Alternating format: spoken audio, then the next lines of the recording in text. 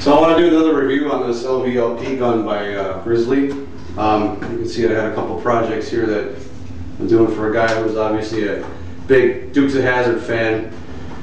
I want to just putz around it a little bit more. So I did all of the three of these base coats with this gun, and I do like the way that it sprays the base coat a lot. This one, the clear coat I did with the lvlp.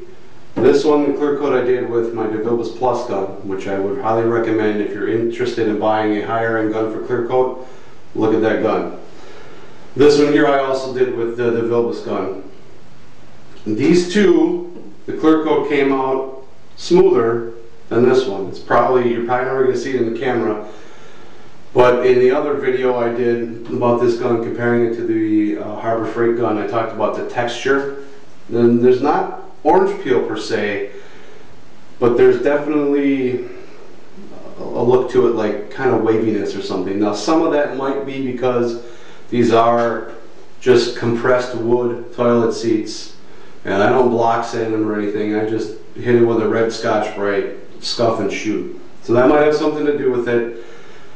But I do think that the gun plays a pretty big part in how it sprays the clear. Now I had a guy email me through YouTube, and I just never responded, asking me what the pressure was that I was spraying this gun at. If you look in the instruction manual, it's recommending 28.8 to 51 psi inlet pressure. Now when I did another mailbox for a buddy of mine, all with this gun again, and I was just putzing around with the pressure for the clear coat.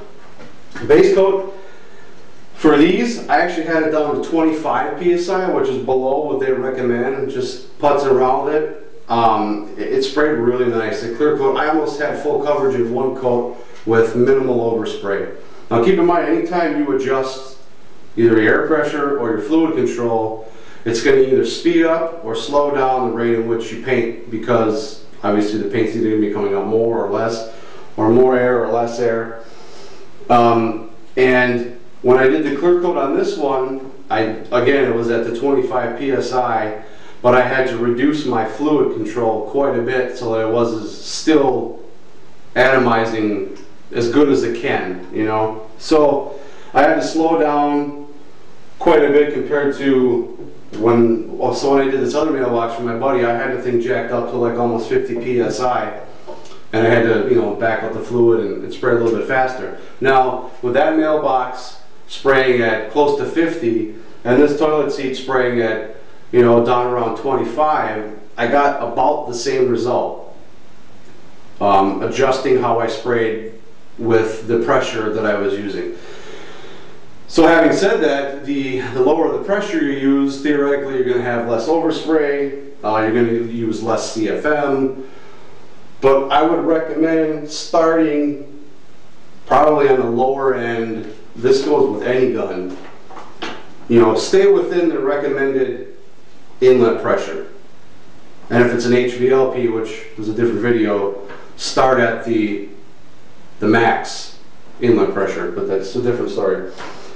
So, again, like I said in the first video, I do like the gun for what it is. It's a $40 gun. Would I personally do a high-end paint job on, say, somebody's motorcycle or somebody's car? Personally, no, because I own a higher-end gun that I use for clear coat. That's not to say that you can't get good results out of this gun, or even any cheaper gun for that matter. It's just going to be a little bit more elbow grease on the back end with wet sanding and buffing. As long as you are able to watch the paint, see what the paint is telling you, and adjust accordingly so that you either don't move too fast and get dry spray, or move too slow and get sheets or runs. Now I did get one run on the actual seat part on this one, because I was trying to, like I said, I was putzing around with the pressure and the fluid control, and I think I was putting it on a little bit too thick at one point, obviously, and it was a small run, sanded out real easily. So I just wanted to touch on this gun again. Like I said, I never emailed that guy back. So Anywhere from 25 to 50, I got about the same result, but the higher I put the pressure, a little bit more overspray. You know, I painted a smaller room, so it's going to collect quite fast.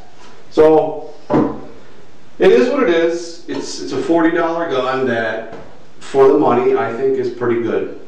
The untrained eye probably can't see any difference between the Grizzly clear-coated toilet seat and the lvlp clear-coated toilet seat. So if you got a limited budget, you know, like I said, I tried it some more. I'm happy with it. For 40 bucks, it's not bad.